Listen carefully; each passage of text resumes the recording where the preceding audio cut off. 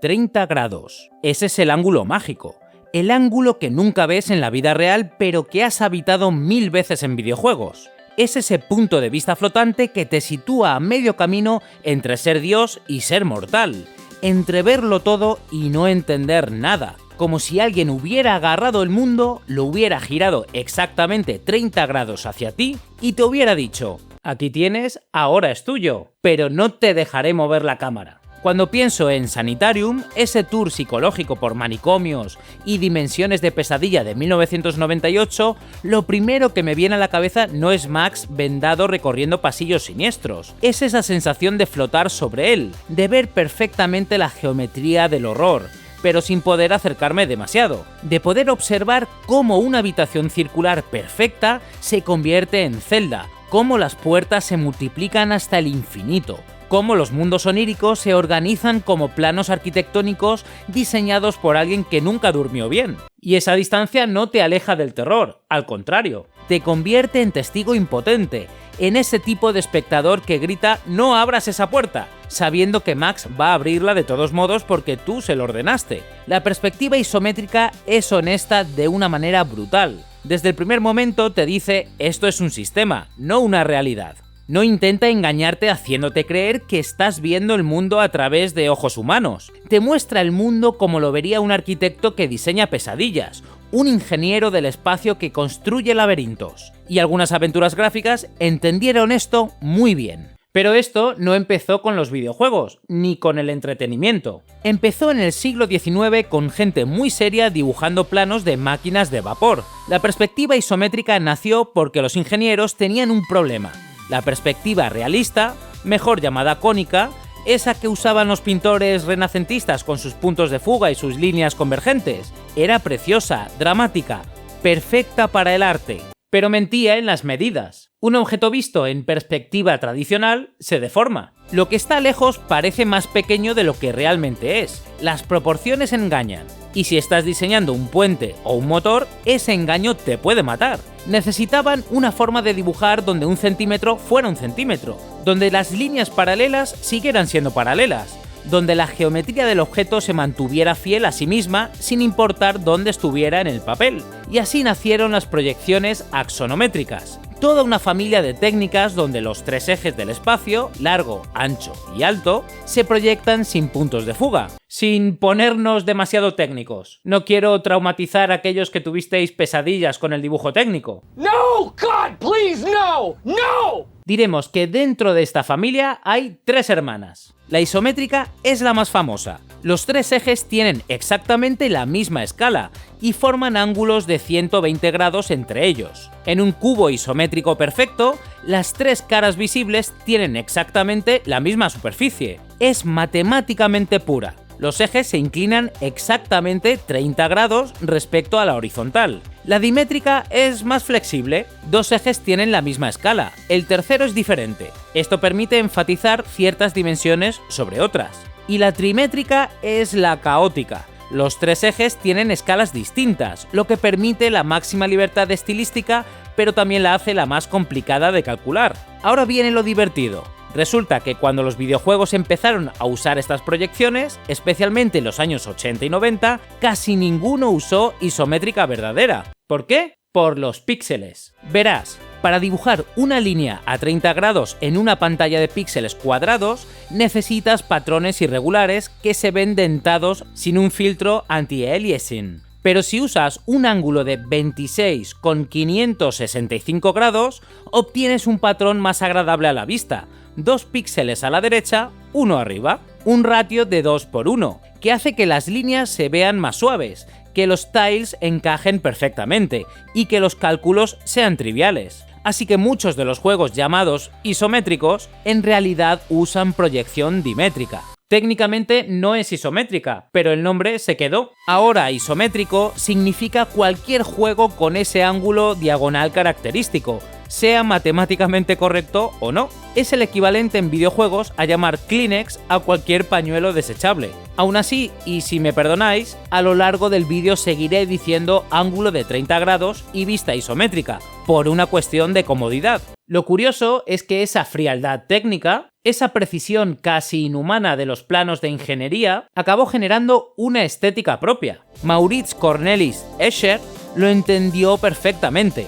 En grabados como cascada o ascenso y descenso, usaba las reglas de la isometría al pie de la letra para crear arquitecturas imposibles. Escaleras que suben eternamente, pero vuelven al mismo sitio.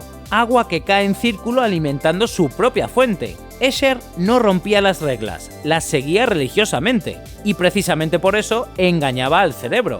La isometría no miente dentro de su propio sistema, pero ese sistema puede representar cosas que jamás podrían existir en 3 dimensiones reales. ¿Y sabes qué? Los videojuegos hicieron exactamente lo mismo. El dibujo técnico se convirtió en arte sin darse cuenta, y el resultado fue una estética que definió durante años el diseño de muchos videojuegos. Si hoy la isométrica nos parece estilo retro, en los 80 era literalmente magia negra aplicada a un ordenador de 8 bits, porque de repente pasamos de pantallas planas a un castillo que parecía tener profundidad. Y lo más importante, esa sensación de profundidad no se creaba solamente para que quedásemos alucinados, sino para jugar dentro de aquel escenario. En juegos de plataformas y puzzles, la vista isométrica convierte cada pantalla en un problema geométrico. ¿Podré subir ahí? ¿Ese borde es sólido o solo decoración? ¿Esa rampa es un camino o una trampa? Porque claro, la diagonal gira tu mundo y el cerebro tiene que reaprender a moverse. Por ejemplo, Knight Lore popularizó el look isométrico en microordenadores, con esa idea de pantallas como habitaciones donde apilas, empujas, evitas y el escenario es parte activa del reto. Luego viene toda una familia de juegos donde la gracia es interpretar el espacio y sobrevivir al engaño visual. Marble Madness lo hace con Fórmula Arcade de forma brillante. Usa la vista isométrica para que la pendiente se entienda de un vistazo. Y si quieres un isométrico de puro puzzle, Solstice es literalmente un castillo de habitaciones donde cada sala es un mini problema a resolver. No se trata solo de avanzar, sino de entender el espacio. Esto es retroinformática en estado puro. La perspectiva no es una decisión estética, es puro diseño y estructura. Y ahora sí, España hace lo suyo. Porque si la isométrica en muchos juegos era una forma de representar un espacio, en la Abadía del Crimen se convierte en algo mucho más grande, un sistema de vida. Esto no es solo hay un mapa y hay puertas. Esto es, tienes una abadía, tienes horarios, tienes órdenes y si no obedeces, te expulsan. Se trata de un juego de 1987 basado en El nombre de la rosa. Él es inocente de los crímenes que han bañado en sangre esta abadía. Creado por Paco Menéndez y Juan del Can, donde Guillermo de Ockham investiga un crimen durante 7 días a la vez que cumple las tareas típicas de la abadía. Y esa frase será importante. Cumple las tareas típicas. Porque el misterio no sustituye la rutina. La rutina es el candado del misterio. La isométrica aquí hace que la abadía sea legible como arquitectura. Pasillos, habitaciones, refectorio, iglesia, todo se tiene como un plano habitable. Pero tu libertad está limitada por una idea casi cruel, el orden. Tú puedes ver los pasillos que te invitan a explorar, pero suena la campana y tienes que ir a misa, o a comer, o seguir al abad como si fueras un GPS medieval con patas. Y si no, baja tu barra de obediencia, el famoso obsequium. Y si se agota, fuera, game over. Y aquí está la clave de por qué esto es influencia. La abadía no usa la isometría para darte poder, la usa para darte responsabilidad. Te pone delante un espacio claro, casi diseñado para ser entendido, y luego te recuerda que entender no es lo mismo que mandar. Es el mismo principio filosófico que hace interesante la isométrica en aventuras. Ves más que el personaje, pero sigues atrapado en las reglas del juego. Y en la abadía, esas reglas no son abstractas, son culturales, son disciplina, son institución. Te dejo en la descripción el enlace a una serie de vídeos del canal Mind the Game donde se explica en profundidad y de manera excelente el desarrollo técnico de esta obra maestra adelantada a su tiempo. Quizás algún día me anime a hacer un vídeo especial de la Abadía del Crimen, que ya es leyenda en nuestra industria particular del videojuego. Ahora imagínate esto. Es 1994. Acabas de comprar Little Big Adventure o Relentless, según donde vivas, y lo instalas en tu PC con un procesador 486. La intro termina, tomas control de Twinsen y lo primero que piensas es: esto se ve raro. No es un first person shooter como Doom, no es de scroll lateral como la mayoría de juegos de plataformas, no es ni siquiera el típico point and click con perspectiva lateral a lo Monkey Island. Es ese ángulo diagonal, esa vista de 30 grados que hace que todo el mundo parezca una maqueta gigante hecha con miniaturas. Pero luego empiezas a moverte y algo hace clic en tu cerebro. Puedes ver perfectamente la altura de las plataformas. Sabes exactamente qué distancias puedes saltar. Entiendes de un vistazo la topología completa de cada pantalla. No hay sorpresas escondidas fuera de cámara. Todo está ahí, visible, legible, esperando a que descifres cómo funciona. Little Big Adventure usa la isometría para convertir cada pantalla en un puzzle espacial transparente. La ciudad de Citadel es como una casa de muñecas a la que le han quitado el techo. Ves el interior de las tiendas, las alcantarillas debajo de las calles, los apartamentos apilados uno sobre otro. La arquitectura desnuda es información pura y dura. Lo que es brillante es que esa claridad visual nunca mata el misterio narrativo. Puedes ver perfectamente la geometría del mundo, pero sigues sin entender qué demonios está pasando con el dictador Funfrog y sus clones. La isometría te da control espacial, no omniscencia narrativa. Esto mismo lo entendió Sanitarium, pero lo usó de manera radicalmente opuesta. Donde Little Big Adventure usa la claridad para la aventura colorida, Sanitarium usa la misma claridad para el horror psicológico. Cada capítulo del juego te transporta a mundos diferentes. Un pueblo de niños deformes gobernados por una criatura alienígena llamada Madre, un circo demente, ruinas aztecas. Y la perspectiva isométrica los presenta todos con esa precisión arquitectónica escalofriante. Horror de diagrama, como si alguien hubiera diseñado tus pesadillas en AutoCAD. Me temo que no es posible. No.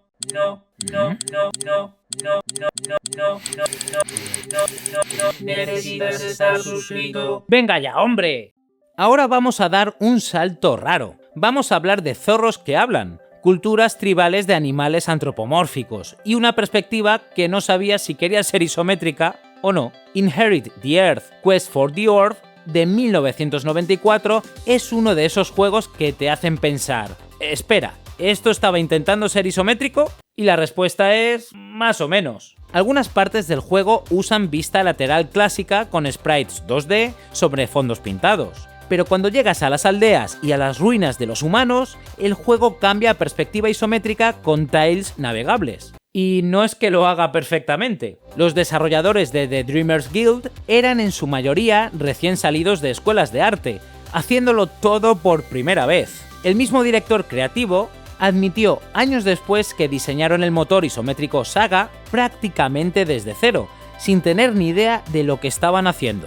Cuando Riff, el zorro, explora las ruinas de los humanos, esas estructuras misteriosas de una civilización extinta, la perspectiva isométrica convierte esos espacios en arqueología jugable. Puedes ver cómo están construidos esos edificios antiguos, cómo se conectan las habitaciones, cómo fluyen los pasillos. No estás viendo ruinas, estás leyendo planos de un mundo muerto. Los morphs, los animales inteligentes, están intentando entender a los humanos que los crearon y desaparecieron. Y tú, como jugador, estás intentando entender la arquitectura física de esos humanos mediante una perspectiva que literalmente viene del dibujo técnico humano. Es metaliterario sin quererlo. Se trata de un juego en el que, precisamente, los escenarios en vista isométrica están bastante desaprovechados, prácticamente vacíos, sin casi nada con lo que interactuar y con construcciones que son un claro copia y pega. Y ya que estamos hablando de juegos que usan isometría de maneras interesantes e imperfectas, tenemos que hablar del Capitán Trueno y la Espada del Toledano, lanzado en el año 2001 por Z Multimedia.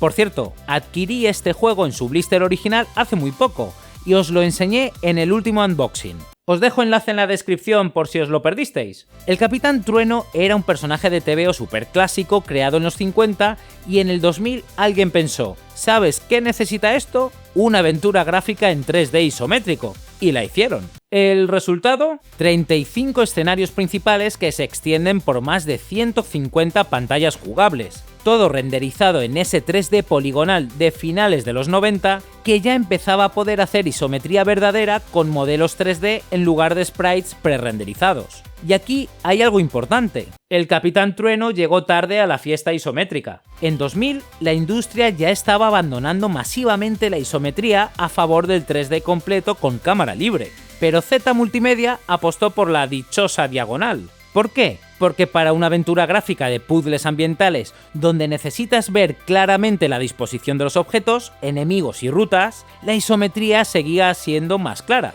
No es el mejor juego del mundo.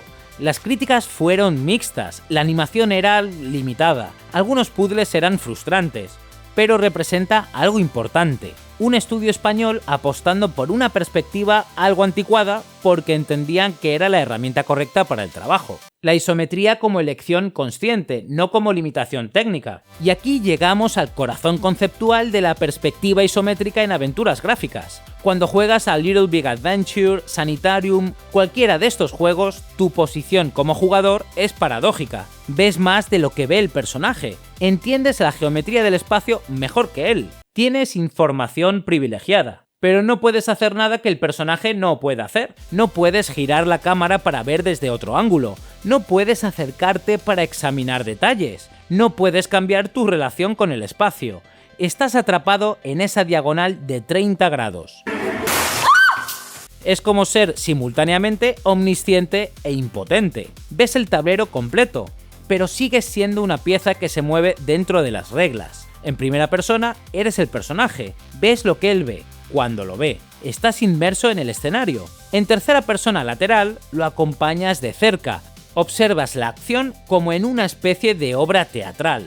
Pero en isometría eres su estratega, su observador externo, su guía. Y esa relación específica hace que ciertos tipos de narrativa funcionen mejor en isometría que en cualquier otra perspectiva. Sanitarium funciona porque Max está confundido y tú tienes información espacial que él no contiene. A finales de los 90, la isometría empezó a desaparecer en las aventuras, aunque sobrevivió y quedó vinculada de por vida a otros géneros donde las bondades de esta perspectiva han sido fundamentales para su jugabilidad, como en los juegos de estrategia, sigilo táctico, gestión y RPGs estilo Diablo. En nuestro país quizás el ejemplo archiconocido sea la saga Commandos, unas auténticas maravillas que todo ser humano tiene que probar alguna vez en la vida. La llegada del 3D con cámaras dinámicas en PlayStation, Nintendo 64 y PCs cada vez más potentes hizo que la industria viera la isometría como eso que hacías cuando no podías hacer 3D de verdad.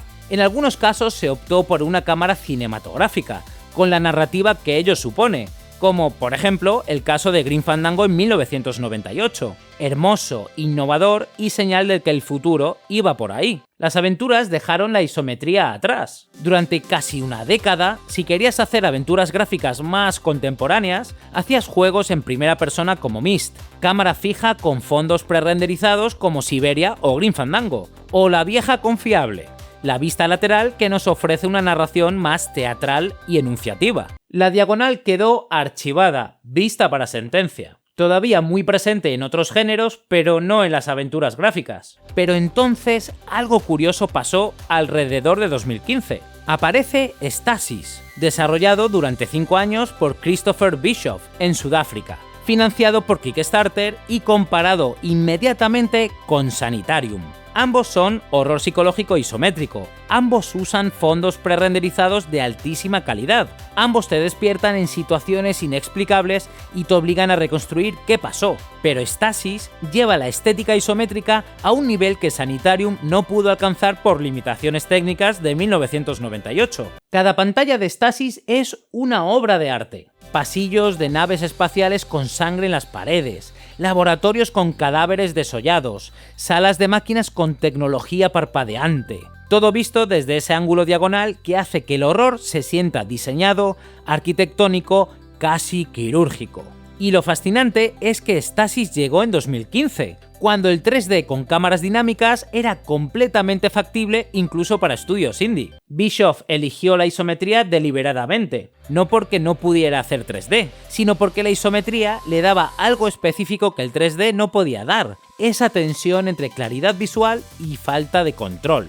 En Stasis ves perfectamente el cadáver en la esquina de la habitación antes de llegar a él. Lo ves desde el momento en que entras. Y eso no te prepara. Esa anticipación, ese saber que vas a tener que caminar hasta ahí y examinarlo, es parte del horror. Y luego vinieron Kane en 2017, un juego gratuito, y Stasis Bone Totem en 2023, creando toda una saga de horror isométrico. The Brotherhood demostró que la perspectiva isométrica no era nostalgia, era una herramienta narrativa aún vigente. Y no contentos con Stasis, en 2019 llega Disco Elysium, que no es exactamente una aventura gráfica, es más un RPG narrativo, pero usa perspectiva isométrica y coquetea con mecánicas de investigación. De repente, todo el mundo habla de cómo la isometría da la sensación de que estás navegando un espacio tanto mental como físico. La diagonal volvió, pero no como imposición técnica, sino como elección estética con propósito narrativo. Algunas propuestas actuales enfocadas en la resolución de puzzles lo han entendido, como Monument Valley, por citar un ejemplo. Recordáis cuando nombré a Escher al comienzo, ¿verdad? Los desarrolladores modernos han redescubierto algo que los creadores de Sanitarium y Little Big Adventure ya sabían, que la isometría te da algo único. Te da claridad espacial sin perder misterio narrativo. Te da arquitectura legible sin sacrificar atmósfera. Te da control sin omnipotencia. Hay un momento curioso que pasa cuando juegas aventuras isométricas. Al principio te molesta no poder girar la cámara. Te frustras porque hay un objeto que sabes que está ahí, pero lo tapa un muro, porque quieres acercarte. Sin embargo, el ángulo es el que es. Y luego, sin darte cuenta, dejas de intentarlo. Empiezas a leer en diagonal.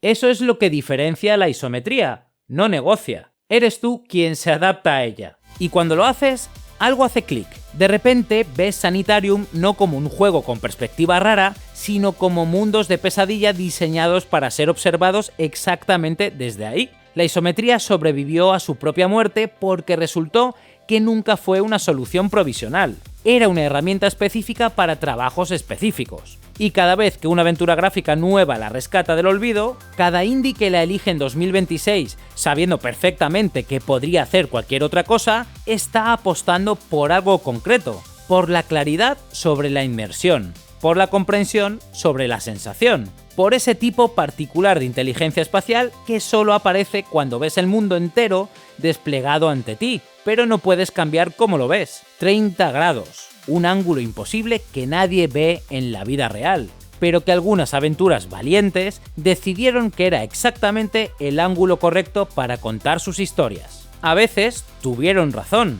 y otras veces, bueno, todo el mundo se equivoca, ¿no? Si os ha gustado el vídeo, no olvidéis darle al like, suscribiros si no lo habéis hecho ya, y compartirlo con amigos y conocidos que también disfruten de las aventuras gráficas. ¿Has tenido pesadillas con el dibujo técnico cuando te tocó estudiarlo? Déjamelo en los comentarios, que te leo. Nos vemos en el próximo vídeo, y recuerda, la solución está en los detalles.